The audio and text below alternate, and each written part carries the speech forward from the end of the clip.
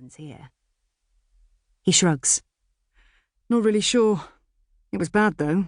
They thought she was dead at first. When did it happen? I'm frowning, thinking of the low-flying helicopter, wondering if the timing is coincidence or if she was airlifted to hospital. Oh, a couple of days ago. Maybe 3, he says vaguely. I'm amazed it's taken this long for word to get around, the surfer's grapevine being what it is. Or maybe Rick didn't think to mention it. Oh, yeah, he adds. Some of us are meeting at the shack later, around 6. There may be some waves. You should come. With any luck, we could get an hour before dark.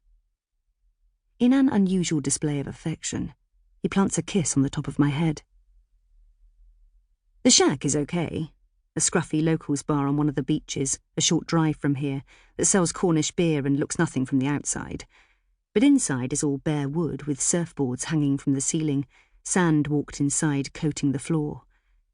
It'll be full of Rick's mates and wannabe tourist types, dressed to blend in, except you can spot them a mile off, because they don't.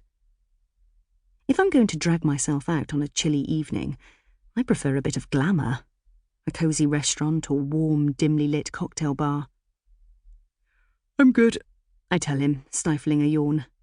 I'll probably have an early night. For the most part, Rick and I lead separate lives. We sometimes drink together, smoke a joint or two, have sex. We're not star-crossed lovers. What we have is undemanding and convenient. Physical contact is like food, a basic human need. I should know. I've gone long spells without so much as the brush of a hand, and big empty houses can be lonely.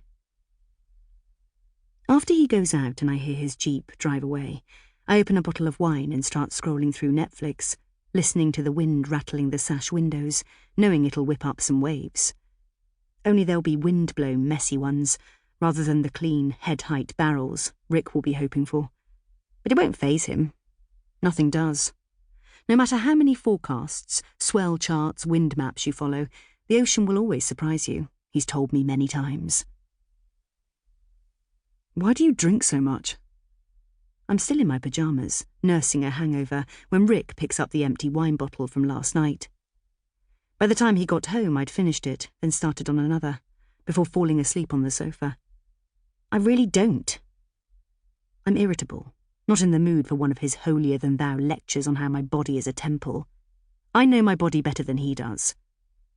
You probably had just as much and drove home, which is far worse. 2 pints, he says shortly. You do this every night, and it's usually more. We both know that. By the time you know you've fucked up your liver, it'll be too late. Yeah. I get up to go back upstairs, because I've heard it all before. It's not like Rick to be confrontational, but this time he grabs my arm. You take it for granted, don't you? His eyes glitter angrily. Always so bloody sure of yourself. Do you have any idea how lucky you are? I stare just as angrily back at him, wondering where this has come from. It's a few glasses of wine, Rick. What the fuck's wrong with you? But he doesn't answer, just lets go of me and shakes his head as he walks away. I don't like being spoken to like that, especially not by Rick. Even less do I like the spike of truth in his words.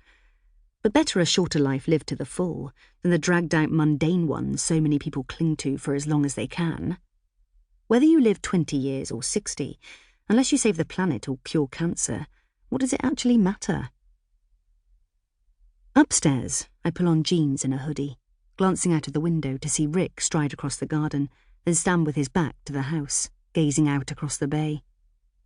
I've no idea what's eating him, but clearly something is.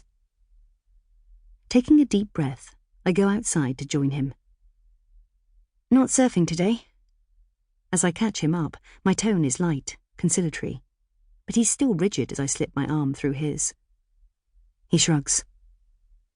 Maybe later. Look, is something wrong? I remove my arm, turning to face him. Because you're being shitty, Rick. He's silent for a moment, still looking out to sea. Then he turns to face me. You really want to know? As I nod, I'm aware of an unpleasant prickling sensation. I don't get you. All this time we've been together and you